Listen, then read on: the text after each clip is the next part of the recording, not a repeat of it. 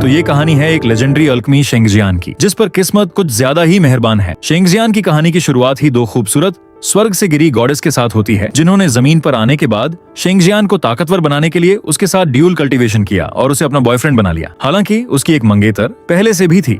अगर ठरकपन के मामले में बात करें तो बैटल थ्रू हेवन के जियान शाओयान को भी शेंगजियान से ट्यूशन लेनी पड़ेगी, क्योंकि आज तक आपने ऐसा पावरफुल और ठरकी हीरो कहीं नहीं देखा होगा। जिन लोगों ने वर्ल्ड डिफाइंग डैन गॉड की नोवेल पढ़ी है वो जानते हैं कि मैं किस बारे में बात कर रहा हूँ। नोवेल में शेंगजियान की इतनी पावरफुल बीवियां हैं कि उन सब का नाम याद रखना भी मुश्किल है। अगर आपको कभी किसी हीरो को ठरकी नंबर 1 का टाइटल देना हो तो मुझे लगता है कि वो आसानी से शेंगजियान को मिल जाएगा, मगर शेंगजियान को पावर लेवल में भी कम नहीं समझा जा सकता। बेशक उसकी शुरुआत 0 से हुई थी, लेकिन आखिर तक आते आते वो 3 रेल्म्स का एक महान एल्केमिस्ट बन जाता है। तो चलो फिर इस इंट्रो के साथ हमारे मासूम से ठरकी बनने वाले शेंगजियान की जर्नी को शुरू करते हैं। कहानी की शुरुआत डिवाइन रेल्म से होती है, जहां पर हम देखते हैं कि कई सारे इविल गॉड्स 2 लड़कियों का पीछा कर रहे थे। वो उन दोनों खूबसूरत गॉडेस से कह रहे थे, सुमियाओ और बाईयुवी, तुम दोनों ने तीनों रेल्म्स को खतरे में डाल दिया है। ये एक बहुत बड़ा गुनाह है, इसलिए हमें तुम्हें खत्म करना होगा। जिस पर मिस सुमियाओ एक फॉर्मेशन क्रिएट करके काउंटर अटैक करती हैं और कहती हैं, मैं जानती हूँ कि तुम चाहते हो कि सब लोग तुम्हें पूजें, लेकिन ऐसा नहीं हो सकता। इससे बेहतर तो हमें मौत ही आ जाए। ये कहते हुए वो दोनों गॉडेस उनके साथ फाइट बैक करने की कोशिश करती हैं, मगर वहां मौजूद गॉड्स की तादाद काफी ज्यादा थी, जिन्होंने चारों तरफ से इन दोनों को घेर लिया था। असल में मिस बाईयुवी और मिस सुमियाओ के पास एक्सट्रीम इन यांग डिवाइन वेंस थे, जो कि इतना पावरफुल ट्रेजर है जिसे ये सारे गॉड्स हासिल करना चाहते थे। इस खजाने को छीनने के लिए ही ये सारे गॉड्स बहाने लगा रहे थे, और मिस सुमियाओ व बाईयुवी इस बात को अच्छे से जानती थीं।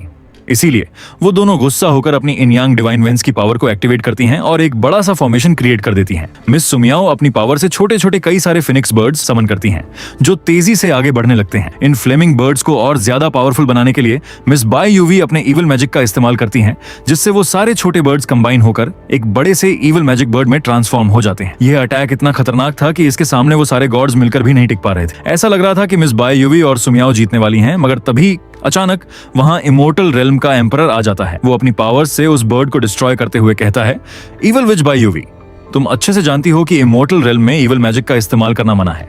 ये यहाँ के हेवनली रूल्स के खिलाफ है, इसलिए तुम्हें सीधे रास्ते पर लाने के लिए मुझे तुम्हें पनिशमेंट देनी होगी।